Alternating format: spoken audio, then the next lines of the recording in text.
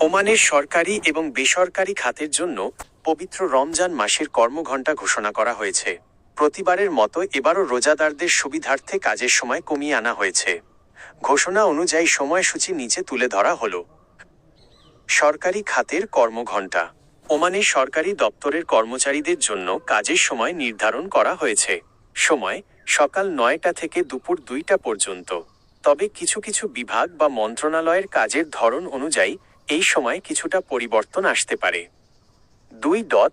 বেসরকারি খাতের কর্মঘণ্টা। বেসরকারি কোম্পানিগুলোতে কর্মরত মুসলিম কর্মীদের জন্য শ্রম আইন অনুযায়ী সুযোগ দেওয়া হয়েছে। সময় দিনে সর্বোচ্চ 6 ঘন্টা অথবা সপ্তাহে সর্বোচ্চ 30 ঘন্টা।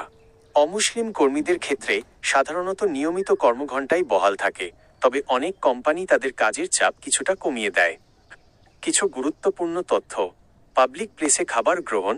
ওমানে রমজান চলাকালীন দিনের বেলা প্রকাশ্যে পানাহার বা ধূমপান করা আইনত নিষিদ্ধ এবং এটি স্থানীয় সংস্কৃতির প্রতি সম্মান প্রদর্শনের অংশ।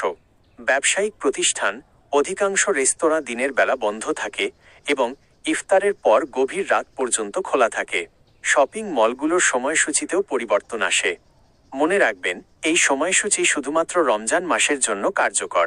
ঈদ উল ফিতরের ছুটির পর আবার নিয়মিত কর্মঘণ্টা ফিরে আসবে।